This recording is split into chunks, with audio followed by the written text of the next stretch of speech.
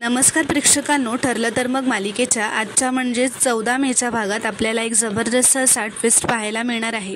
पण त्याआधी जर तुम्ही माझ्या चॅनलवर नवीन असाल तर चॅनलला प्लीज सबस्क्राईब करा. तर प्रेक्षकांनो, आता आपण पाहतो की अर्जुन असं म्हणत असतो, कुणाचं प्लॅनिंग साक्षीने आणि तन्वीने मिळून केलं होतं आणि तन्वीने तिला वाचवण्यासाठी विलासच्या फोनवरून पोलिसांना मेसेज पाठवला.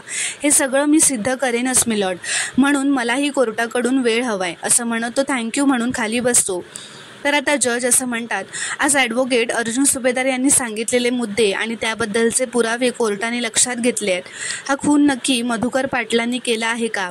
पोलिसांना गेलेल्या मेसेजच्या संदर्भात नक्की काय घडलं या सगळ्यांबद्दल शंका यायला वाव आहे. त्यामुळे हे कोर्ट ॲडव्होकेट अर्जुन सुभेदार यांना आणखीन काही पुरावे कोर्टात सादर करण्यासाठी वेळ देत आहे. द कोर्ट इज ॲडजन असं म्हणत जज तिथून निघून जातात.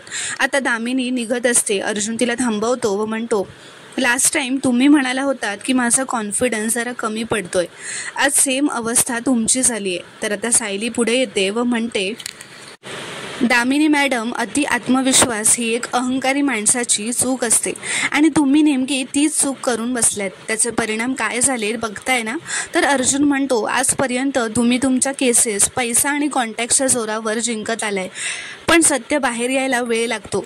पण एकदा ते बाहेर आलं ना की मग कोणीही त्याला खोडून काढू शकत नाही. तर दामिनी म्हणते, एक हिअरिंग तुमच्या बाजूने गेली तर किती बोलताय तुम्ही दोघं? केस अजून संपली नाही आहे सुभेदार. तर अर्जुन म्हणतो, आणि फार दिवस उरले सुद्धा नाही आहेत आणि या शेवटच्या काही हिअरिंग्स आयुष्यभर तुमच्या लक्षात राहतील. ॲडव्होकेट दामिनी देशमुख.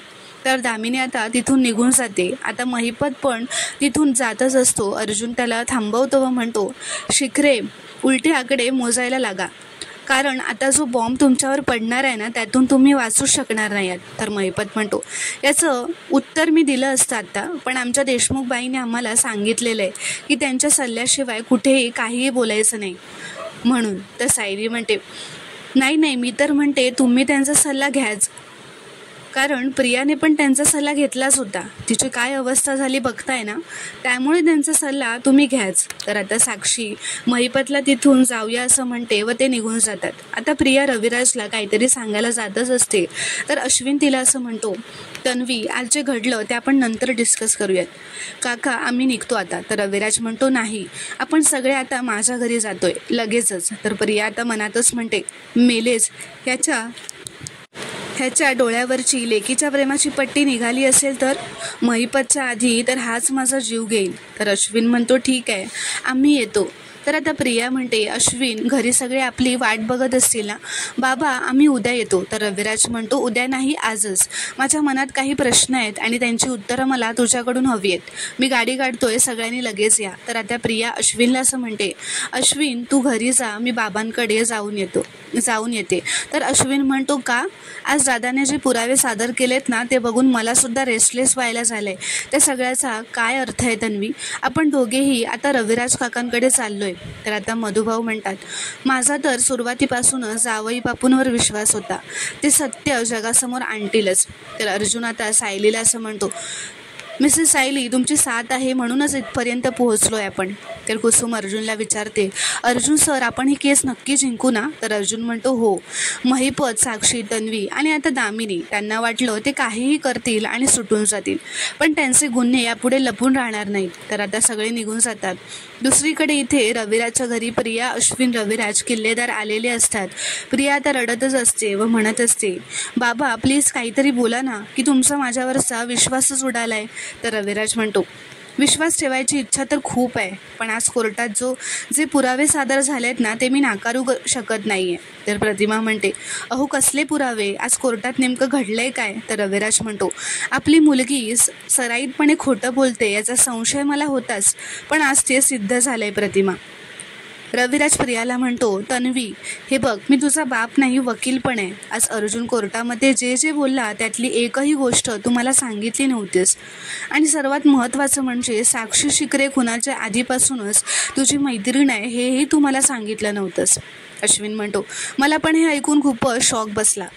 तन्वी, तू म्हणाली होतीस साक्षीवर खोटे आरोप झाले म्हणून तिच्याबद्दल तुला सिंपती क्रिएट झाली आहे, आणि त्यानंतर तुमची मैत्री झाली आणि त्यानंतर हे CCTV फुटेज, हे पैसे वगैरे घेणं हा सगळा काय प्रकार आहे? तर रविराज म्हणतो, तन्वी मी तुझ्या उत्तराची वाट बघतोय. तर सुमन म्हणते, भाऊजी पोर किती घाबरली आहे बघा ना, आपण हे नंतर बोलूयात का? तर रविराज म्हणतो, आज कोणीही तन्वीची बाजू घेणार नाहीये. तर आता प्रिया तिचं नाटक चालू करते व म्हणते, माझी बाजू घेणारं कधीच कोणी नव्हतं ओ बाबा. आईबाबांशिवाय वाढलेल्या मुलीवर का कोणी विश्वास ठेवेल? तिचं कोणी का ऐकून घेईल? फॅशन डिझायनिंग करायचं स्वप्न होतं माझं.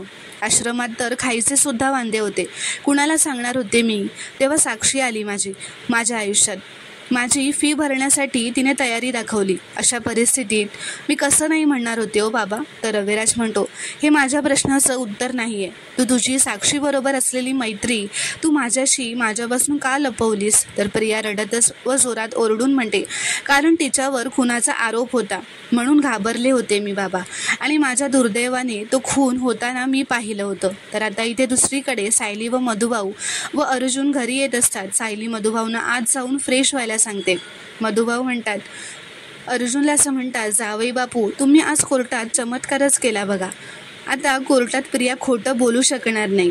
तर अर्जुन म्हणतो, नाही मधुभाऊ, ती कोर्टात खोटं बोलणारच आहे. आणि जे झालं त्यानंतर तुम्हाला काय वाटतं? दामिनी शांत बसणार आहे? ती इतकी चिडली असेल ना की कोर्टात खोटे आरोप पण करेल. तर सायली म्हणते, करू द्यात, तुमची एवढ्या महिन्यांची मेहनत फळाला आली आहे. तर अर्जुन म्हणतो, माझी नाही आपली मेहनत.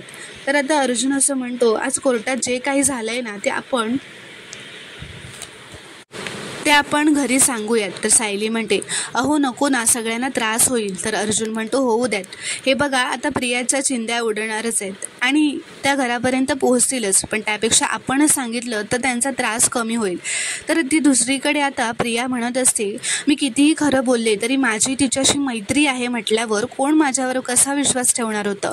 सगळ्यांना असंच वाटलं असतं की मी खोटं बोलते म्हणून मी कोणाला काहीच सांगितलं नाही. तर रविराज म्हणतो, मलाही नाही, माझ्यावर इतका सुद्धा विश्वास ठेवासा वाटला नाही तुला? तर प्रिया म्हणते, इथे प्रश्न विश्वासाचा नव्हता हो बाबा. कोर्ट कचेऱ्यांनी ना माझं डोकं भणभणत होतं. मला काही सुचत नव्हतं. माझ्या लक्षात नाही आलं की आमच्या मैत्रीबद्दल मी तुम्हाला सांगायला हवं होतं. आणि आज बघा ना, त्याची केवढी मोठी शिक्षा मला मिळते. तुमच्या डोळ्यांमध्ये जो अविश्वास दिसतोय ना मला, तीच माझी सर्वात मोठी शिक्षा आहे. तर इथे दुसरीकडे दामिनी खूपच चिडलेली असते. ती महिपतला म्हणते, तुमची मुलगी सगळ्यांच्या सिनेमाची तिकीटं काढते आणि वर स्वतःच्याच फोनने ट्रान्झॅक्शन करते.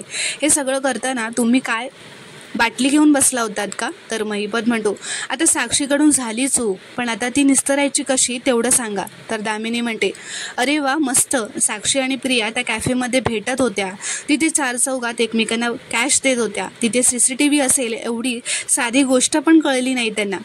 माती खाल्ली आहे त्यांनी आणि आता निस्तरायची मी. तर महिपत म्हणतो, हो ही गोष्ट तुम्हाला निस्तरावी लागेल, कारण मी तुम्हाला गाडा भरून पैसे देतोय. तर दामिनी म्हणते, किती वेळा तुम्हाला सांगितलंय एकही गोष्ट माझ्यापासून लपवायची नाही, मग का लपवली? तर महिपत म्हणतो, लपवली नाही हो, काहीतरी सांगायचं राहून गेलं असेल. तर दामिनी म्हणते, सांगायच्या ज्या गोष्टी राहून गेल्यात त्या कशा माझ्यावर शेकतायत कळतंय का तुम्हाला?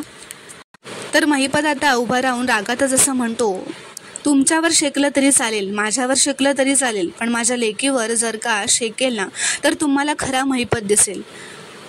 मी अजूनपर्यंत तुमच्यासमोर कमरेत वाकून उभा आहे. तुम्ही म्हणालात मान खाली घातली, चूप बसा म्हणालात, चूप बसलो. आणि आता ऐन टायमाला तुमची हुशारी जर टचली ना आणि तुमच्यामुळे तिला कायमचं जेलमध्ये जावं लागलं तर तुमच्या वकिलीच्या डिग्र्या आणि तुम्ही दोन्ही त्या तुमच्या कचऱ्याच्या डब्यात जातील. तर दामिनी म्हणते, तुम्ही धमकी देताय मला? तर महिपत म्हणतो, मी धमकी नाही देत, मी खूप काही करू शकतो. प्रतिस्पर्धी चांगला असला की केस लढायला मजा येते.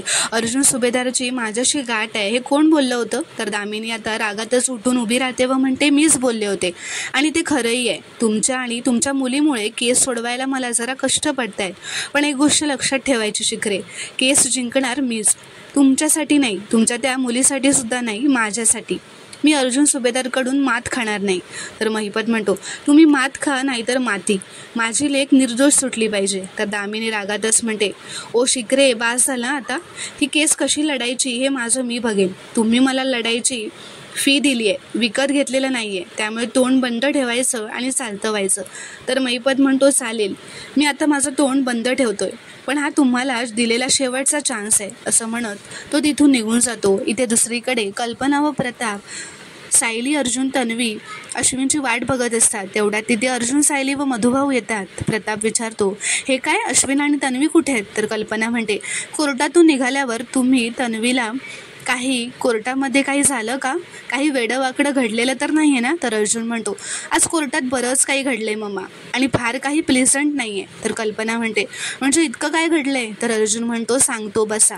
तर आता अर्जुन कल्पना व प्रतापला कोर्टात घडलेला सगळा प्रकार सांगू लागतो. तर प्रेक्षकांनो, आता पुढील भागात काय घडणार आहे पाहणं खूपच रोमांचक ठरणार आहे.